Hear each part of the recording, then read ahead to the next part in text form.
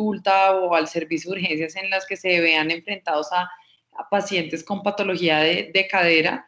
Entonces, para muchos de ustedes pues será muy familiar las pruebas y las imágenes que voy a mostrar. De todas formas, si hay algo en lo que haya alguna duda, por favor me interrumpen y lo revisamos. Entonces, ¿qué vamos a revisar? Vamos a revisar la introducción, luego cómo es la anamnesis, luego vamos a ver cómo es el examen físico y cuáles son las pruebas especiales que tenemos que tener en cuenta cuando hacemos el examen físico de la cadera. Entonces, ¿qué es lo más importante en el examen físico de la cadera?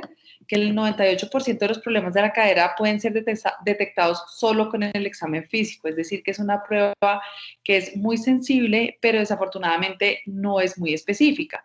Entonces, con el examen físico podemos determinar que hay una patología en la cadera, pero no podemos determinar cuál es la naturaleza de esta patología en todos los casos. Hay que tener en cuenta que es muy frecuente que haya patologías que coexistan con la patología de cadera, y con esto me refiero específicamente a la patología lumbar, que con mucha frecuencia coexiste con la patología de cadera, y en nuestra sociedad con mucha frecuencia se confunde porque anatómicamente o socialmente las personas creen que las caderas están en la parte posterior. Entonces, no solo es que coexistan, sino que muchas veces los pacientes las confunden. Puede haber otras alteraciones que son disfunciones secundarias, es decir, que son alteraciones que vamos a encontrar en estructuras alrededor de la cadera, no propiamente dentro de la articulación, que se van a manifestar primero y luego vamos a terminar haciendo el diagnóstico de una patología interarticular. Por ejemplo, las bursitis trocantéricas. Es muy frecuente que veamos por mucho tiempo pacientes con bursitis trocantéricas o con tendinitis del glúteo medio, y al final, el diagnóstico final después de un par de años, sea una patología intraarticular como artrosis de la cadera.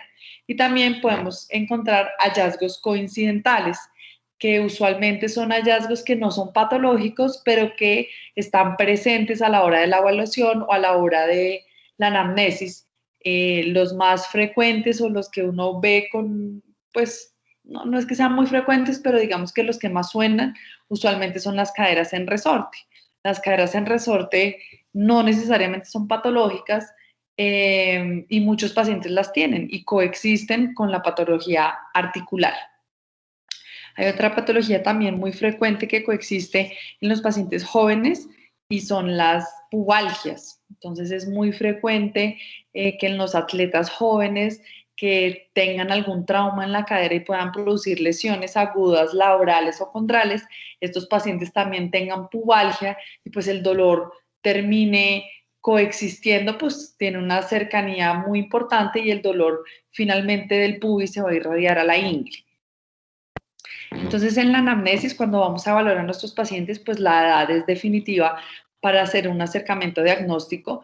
Como todos ustedes saben, en los pacientes jóvenes tenemos que pensar en dos cosas. La primera es en los eventos traumáticos y las lesiones contralaterales o las secuelas de enfermedades del desarrollo de la cadera, o secuelas de enfermedades o patologías en la infancia de la cadera, como secuelas de PERTES o deslizamientos epifisiarios capitales femorales. Mientras que en los pacientes de mayor edad o los adultos mayores, pues en ellos debemos pensar principalmente en patologías degenerativas o patologías secundarias a enfermedades inflamatorias en quienes tengan antecedentes de enfermedades inflamatorias sistémicas. Entonces, para nosotros la edad va a ser muy importante. También va a ser muy importante cuál es la evolución de los síntomas, cómo es el inicio del dolor, si es un dolor súbito o si es un dolor progresivo, la duración de los síntomas y la severidad. Esto también pues nos va a ayudar mucho a orientar cuál va a ser el diagnóstico. En cuanto a las características del dolor, pues estas también dependen del tipo de patología, entonces nos ayudan muchísimo. Vamos a verlo un poquito más adelante. Y los síntomas mecánicos, definitivamente siempre hay que indagar por estos síntomas en todos los pacientes. Entonces hay que indagar si hay bloqueos, resaltos, si el dolor es punzante. Y acá tengo una tabla en la que vemos cuáles son pues la mayoría de esos síntomas mecánicos y son los síntomas típicos que uno le debe preguntar al paciente. Entonces, si al paciente le empeora el dolor con las actividades, si el paciente tiene dolor cuando hace rotaciones, como por ejemplo cuando están jugando golf, es frecuente que los pacientes que juegan golf dicen que cuando hacen el swing y hacen, digamos, la rotación del tronco o de la columna lumbar, sientan el dolor en la cadera.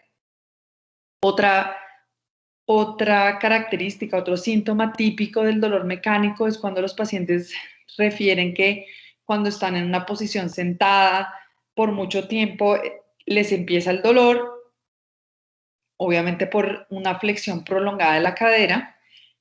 Cuando están sentados y se van a poner de pie, esto también es típico, un síntoma típico. Dificultades subiendo y bajando escaleras, eso también lo van a oír con mucha frecuencia en la consulta. Subirse y bajarse de un carro. Esto de pronto los pacientes no se lo expresan a ustedes, pero cuando ustedes les preguntan que si tienen dificultad para subirse o bajarse de un carro, usualmente van a decir que sí, porque subirse a un carro requiere todos los movimientos que duelen cuando la cadera tiene una patología, que son la flexión, pues no extrema, pero sí una flexión superior a los 90 grados, la rotación y la abducción.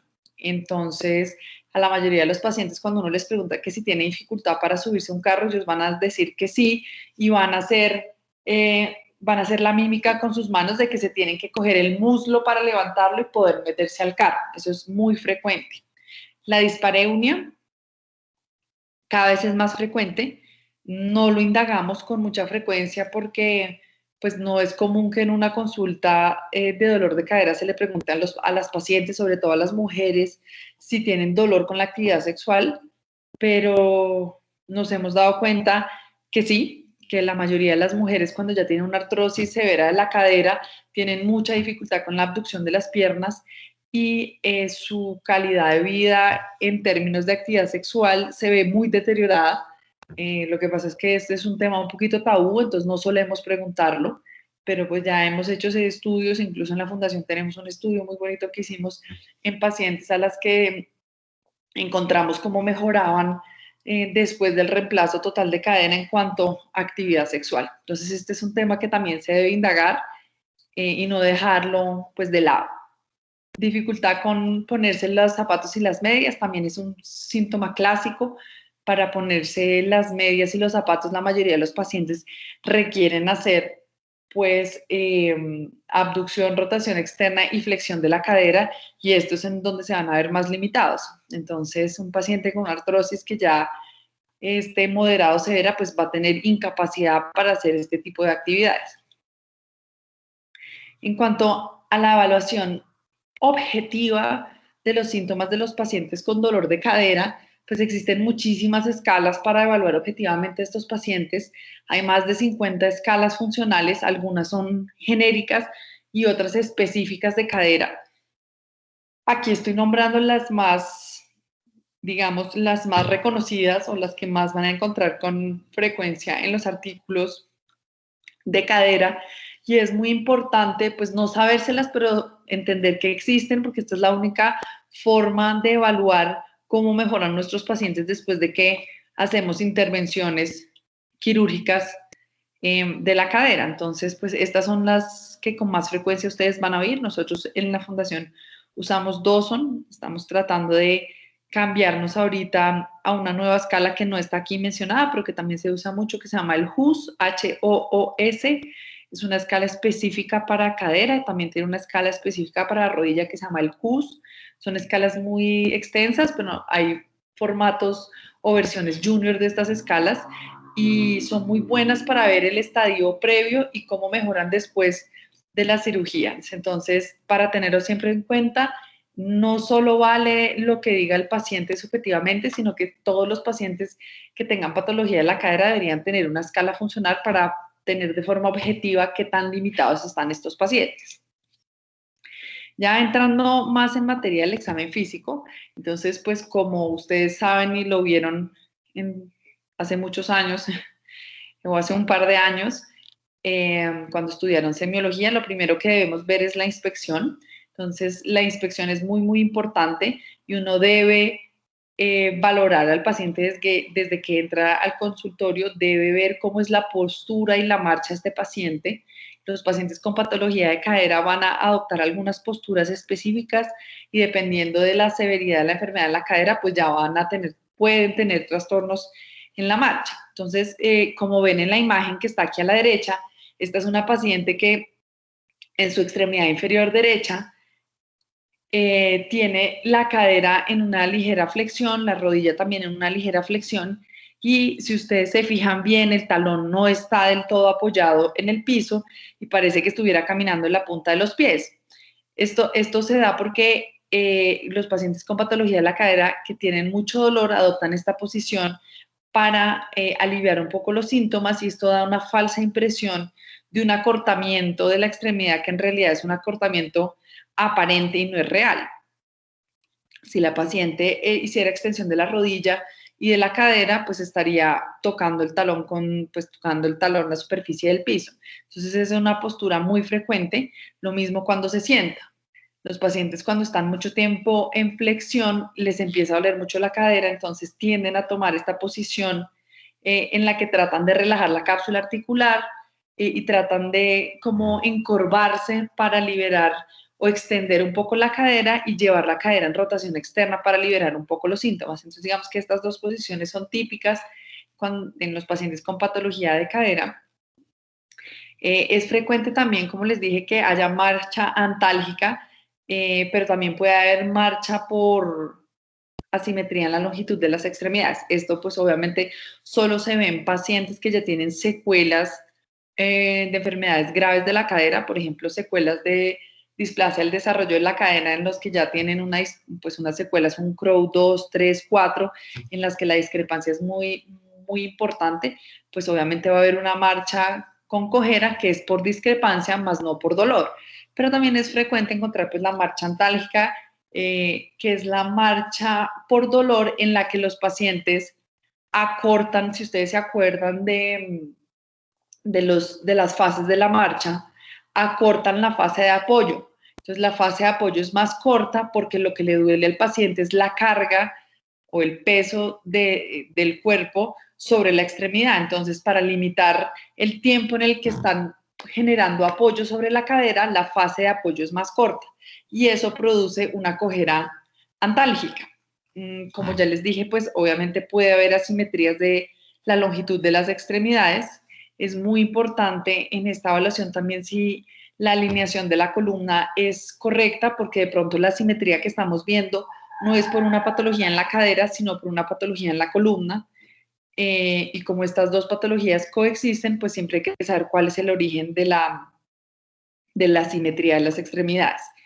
También es muy importante si hay oblicuidades pélvicas, eso lo podemos ver en el examen físico, viendo a nuestro paciente por detrás, como se ve en esta foto. Entonces acá lo que estamos viendo es que el examinador ve que los hombros son simétricos. Posteriormente, pues uno debería examinar toda la columna para ver que no hayan curvaturas, y finalmente uno debe ver si hay oblicuidad pélvica o no, tocando las crestas ilíacas del paciente y viendo a ver si hay oblicuidad pélvica. Dentro de las medidas que vamos a hacer en la inspección, entonces pues la primera, que es la longitud, que ustedes seguramente ya la han visto medir o la han medido ustedes mismos. Esta es una de las formas más fáciles de medir la longitud de las piernas, y es tomando la espina ilíaca anterosuperior y midiendo desde ese punto hasta el maleolo interno, y se miden las dos extremidades y uno puede tener ahí una medida clínica de si hay diferencias en la longitud de las extremidades de los miembros inferiores. Obviamente, si aquí hay alguna diferencia importante, y por importante me refiero a diferencias de más de 1.5 centímetros, porque por debajo de 1.5 centímetros uno podría decir que es una diferencia que es funcional y que no requiere pues de ningún manejo. Después esto pues se confirma con otros exámenes, no vamos a hablar de eso ahorita, pero pues ortorradiografías, etcétera.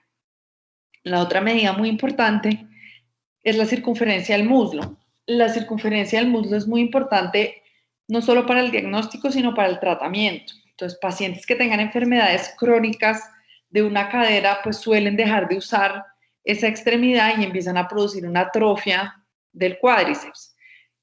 Si uno quiere o de pronto está enfrente de una patología que no es de tratamiento quirúrgico, sino de tratamiento médico en el cual solo requiere un fortalecimiento, pues la única forma que tenemos de ver si efectivamente se está haciendo el fortalecimiento es medir la circunferencia y compararla con la extremidad sana para ver si el paciente está retomando el trofismo o recuperando el trofismo del muslo. Entonces, la forma ideal de medirla también es tomando el punto de reparo de la espina ilíaca anterior superior y mide a una distancia, usualmente es a 20 centímetros, mide 20 centímetros, hace una marcación ahí y ahí mide la circunferencia del muslo.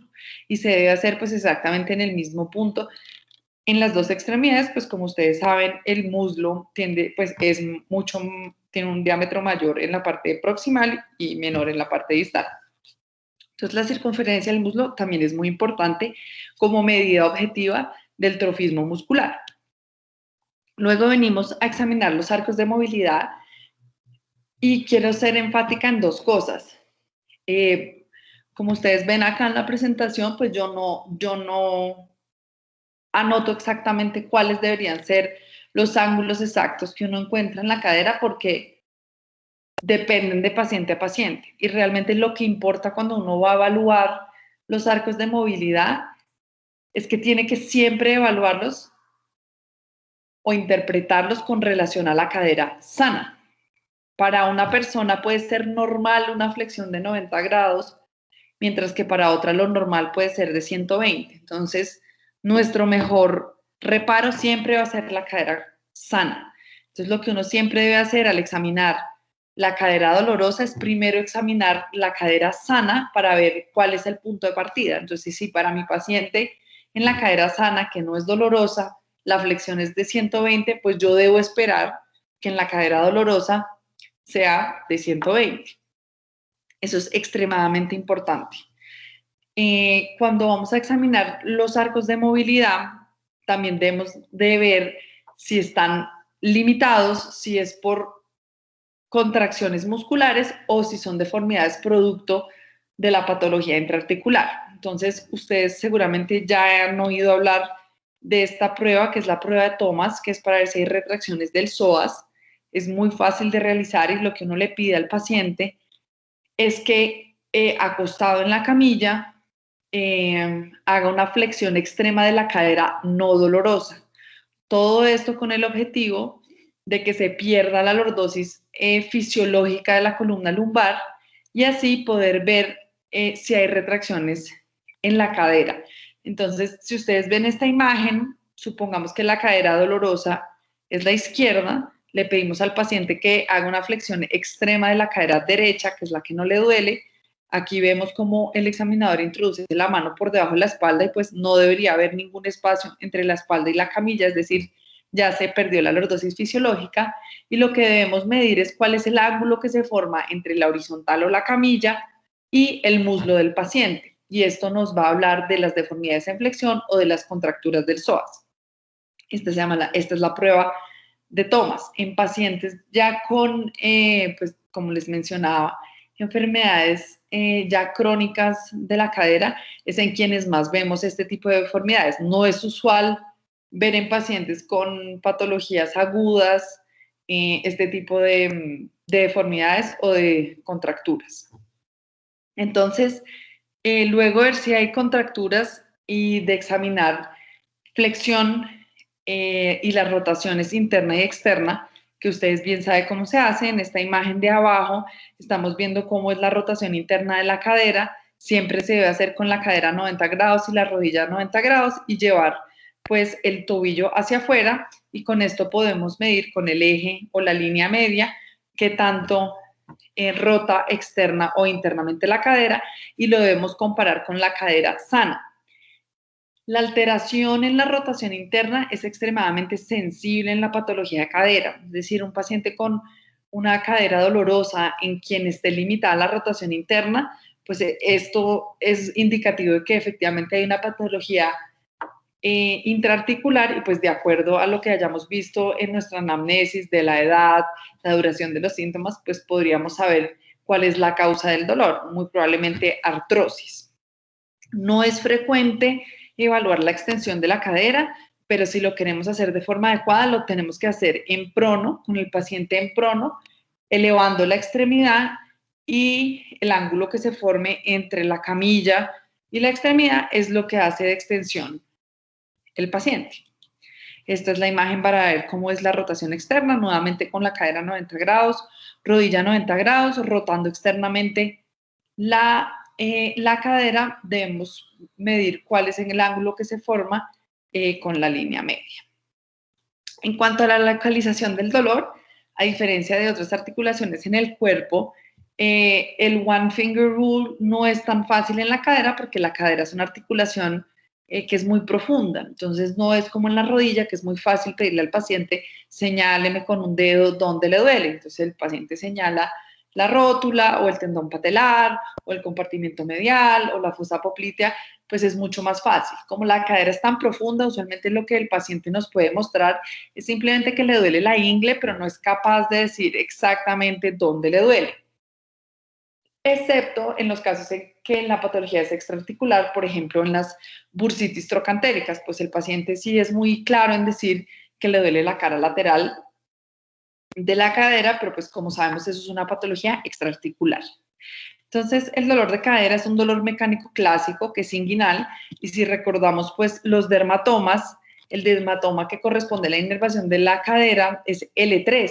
Entonces, usualmente el dolor de la cadera va a ser un dolor que es inguinal, pero que se puede irradiar a toda la cara anterior y medial hasta la rodilla. Entonces, es frecuente que los pacientes nos digan que les duele hasta la rodilla.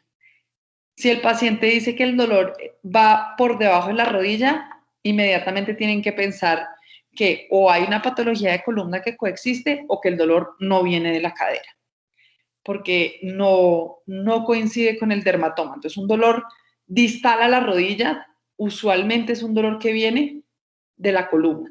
Pero como les dije, pueden coexistir, entonces puede que el paciente tenga las dos cosas. Entonces, en cuanto a la localización del dolor, el dolor en la cadera puede ser anterior, como es en la mayoría de los casos, es un dolor inguinal. En otros casos el dolor puede ser lateral, y a esto me refiero con las bursitis. Las bursitis trocantéricas usualmente son laterales y el dolor posterior es un dolor que es inusual en la patología de cadera, ¿sí? Esto lo tienen que entender muy bien ustedes y lo tienen que entender muy bien el paciente, porque el dolor que el paciente refiere, que es en el glúteo o en la cintura o en lo que ellos llaman cadera y es posterior, hay que indagar por otro tipo de patologías. Hay que indagar por sacroileitis, hay que indagar por discopatías lumbares o enfermedades pues, degenerativas de la columna lumbar. En algunos casos,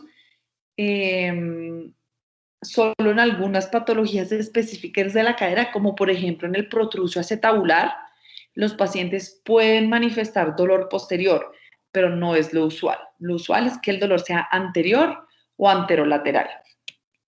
Es frecuente también que los pacientes usen el signo de la C.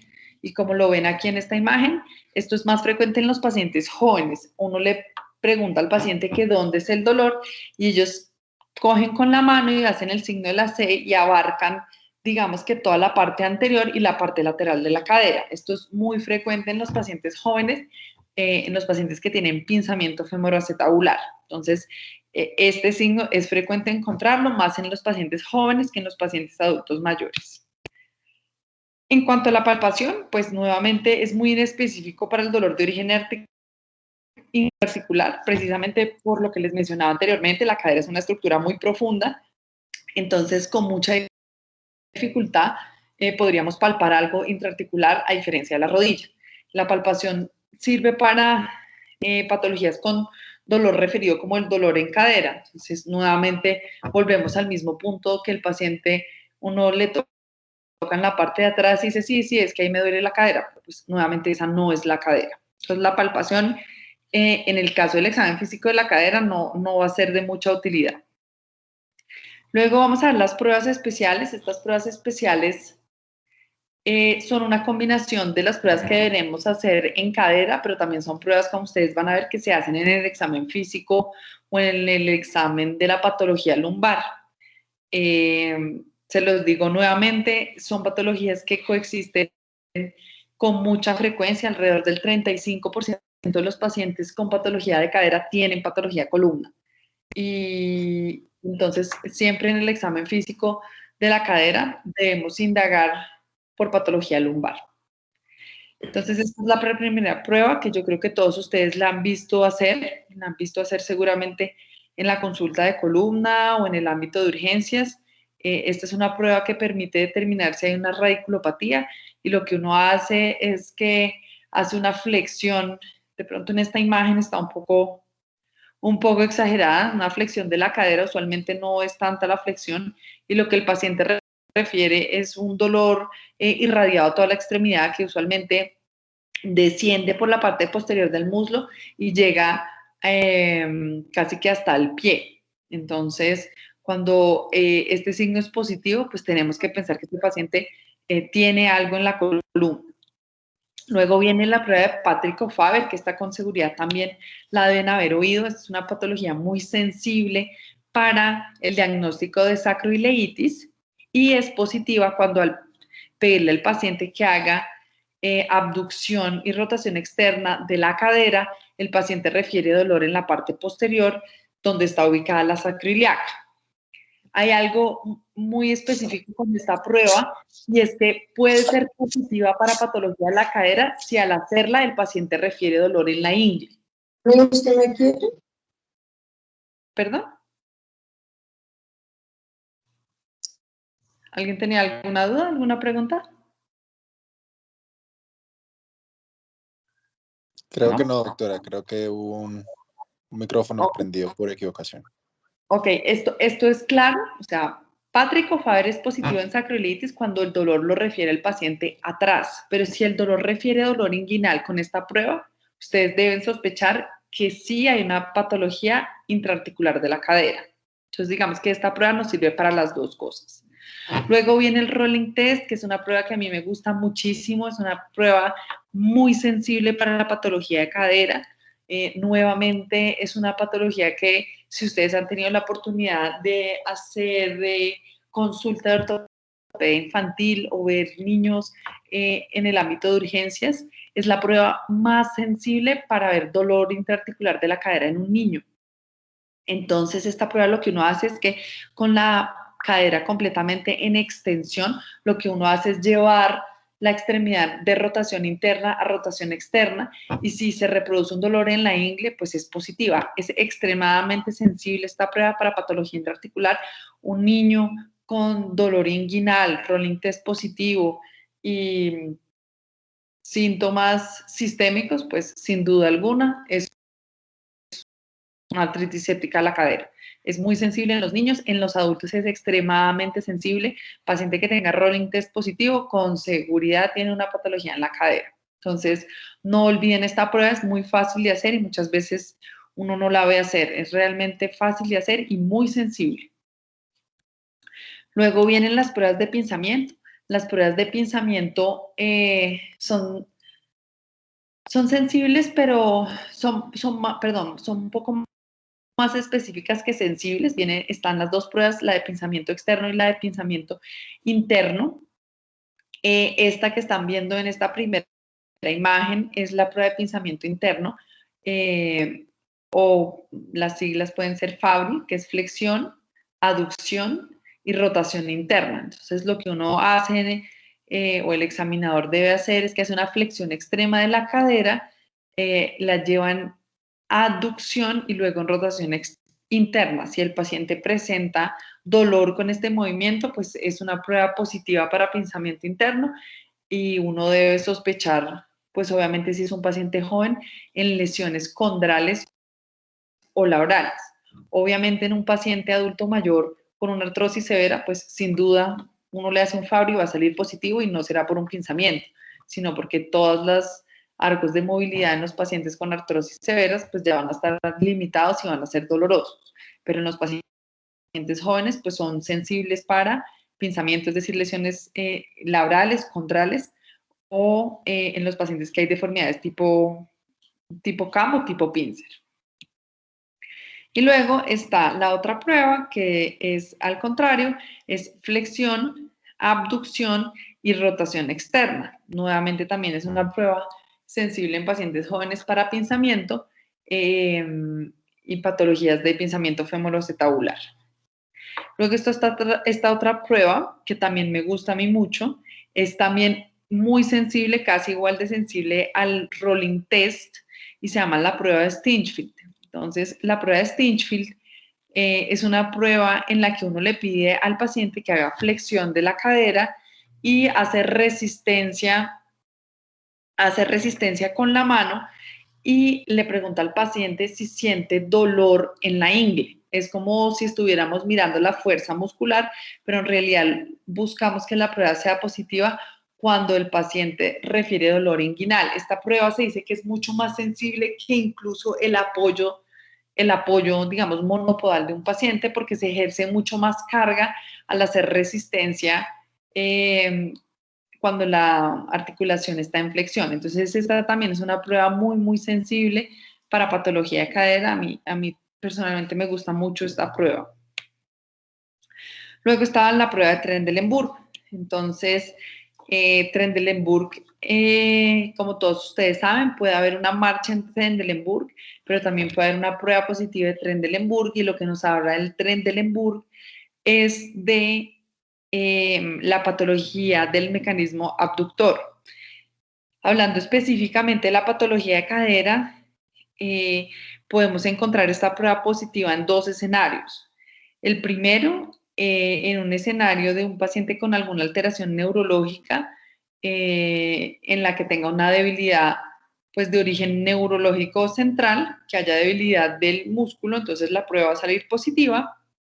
Y el otro escenario es como secuelas o en patología de displasia el desarrollo de la cadera en los adultos. Entonces, en los adultos en los que no se corrigió la displasia el desarrollo de la cadera, va a haber una alteración del mecanismo abductor en el que el glúteo medio pues se va a cortar, el brazo de palanca de la cadera, el brazo de palanca que hace el glúteo medio, pues no va a funcionar, y esto va a producir una deficiencia en el mecanismo abductor. Esto tiene unas repercusiones en el manejo quirúrgico de los pacientes que son llevados a reemplazo articular.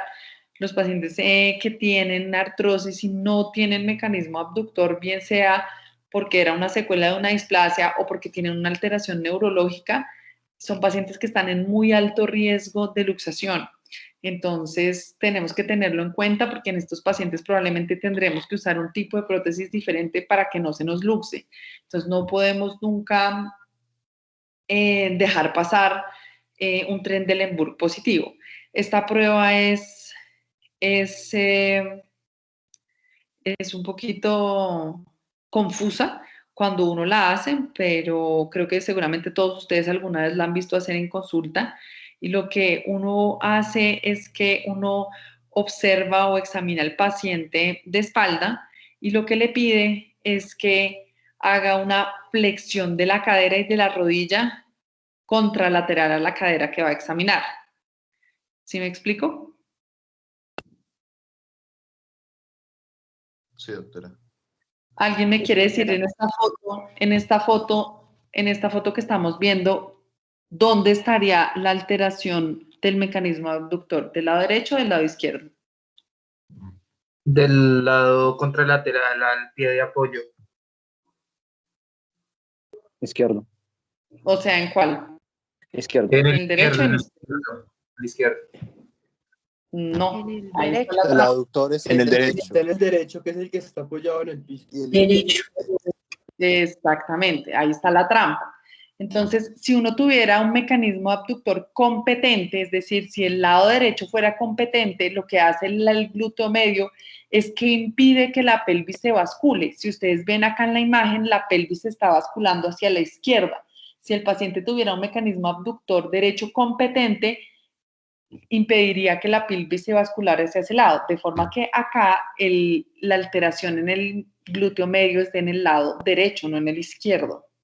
Esa es la trampa. Entonces, cuando ustedes le piden al paciente que haga flexión de la rodilla y la cadera izquierda, están midiendo ese lado derecho.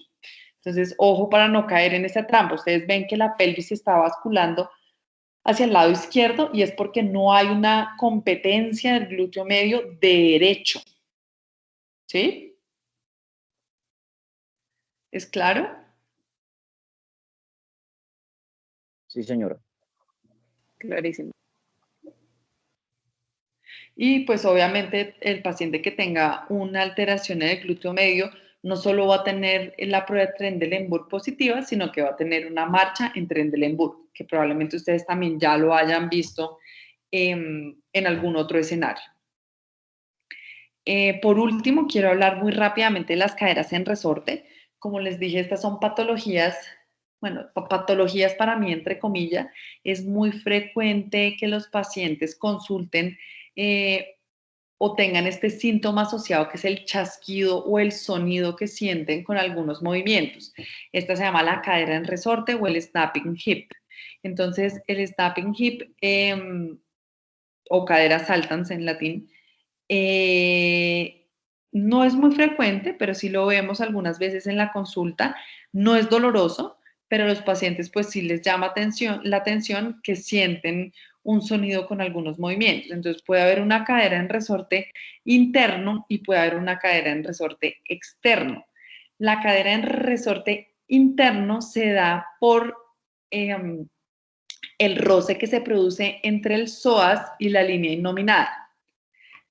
Mientras que la cadera en resorte externo se da por el roce que ocurre entre el tensor de la fascia lata y el trocánter mayor. Entonces, cuando hay una cadera en resorte interno, que es menos frecuente que el externo, el paciente dice, no, es que yo siento como una yuca, yo siento como una yuca dentro de la cadera cuando la doblo, como cuando hago algunos ejercicios, pero pues a mí no me duele. La forma de identificarla en el examen físico es como se ven aquí en estas dos imágenes. Lo que uno trata de hacer es llevar de flexión, abducción y rotación externa, que es como está en la imagen de arriba, a extensión, aducción y rotación interna. No sé si es claro. O sea, uno hace el movimiento de afuera hacia adentro, digámoslo. No es muy fácil verlo acá en las imágenes. Obviamente esto es mucho más fácil con alguien en una camilla examinándolo, pero no sé si es claro. Y ahí el paciente y uno alcanza a oír el resalto. Esto es una cadera en resorte interna. No tiene muchas veces no tiene, digamos que ninguna importancia clínica realmente. Usualmente no es doloroso y es simplemente el sonido. Y la cadera en resorte externo, la forma de evaluarla, que esta sí es mucho más frecuente, es con el paciente en decúbito lateral. Entonces, como ustedes ven, el examinador pone la mano sobre el trocánter mayor, coge la extremidad a nivel del tobillo y hace rotaciones internas y externas y siente como el tensor de la fascia lata roza por encima, por delante y por detrás del trocánter, produciendo un sonido. Muchas veces a esto los pacientes dicen que es que sienten que se les sale, yo siento que a mí se me sale la cadera. Eso no es obviamente una luxación de cadera, ni que se luxe la cadera, ni mucho menos, sino es una cadera en resorte. ¿Quedó claro cómo examinar las caderas en resorte interno y externo?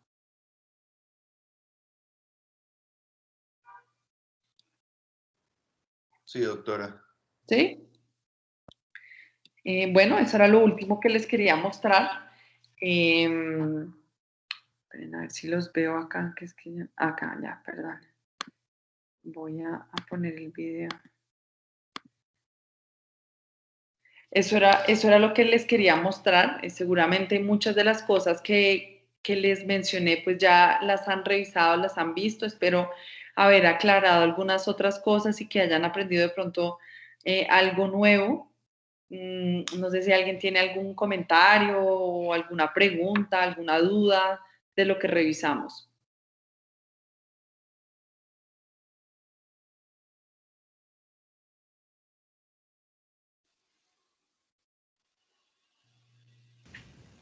Doctora, ¿alguna pregunta? Sí, ahorita que mencionaba el último test del snapping, ¿hay alguna posibilidad de luxar al paciente cuando se realiza la maniobra o cómo se determina que realmente no está luxado al hacer el movimiento, sino simplemente es un chasquido que se oye? La luxación de la cadera primero para que una cadera se luxe se necesita un trauma de muy alta energía y es una patología grave. Entonces, lograr luxar una cadera es muy difícil. Las luxaciones de cadera usualmente ocurren en las caderas nativas, es decir, en una cadera no operada, en los accidentes de tránsito de muy, muy alta energía, en que usualmente el paciente está sentado, usualmente el copiloto, y hay un trauma axial sobre la rodilla que empuja la cadera hacia posterior, usualmente fractura el acetábulo y ahí se luxa la cadera. Esa sería, digamos, que el escenario que con mayor frecuencia uno ve para una luxación de cadera, de forma que clínicamente tú haciendo un examen es imposible luxar una cadera a menos de que estés enfrente de un paciente con un reemplazo de cadera con una inestabilidad. Si tú le haces alguna flexión extrema o una rotación interna extrema, pues puedes luxar esa prótesis. Pero todos los movimientos o los sonidos que se sientan con esas dos pruebas son producto de una cadera en resorte. En el escenario de un examen de un paciente con una cadera en una radiografía, digamos, sana, no es posible que tú la luxes.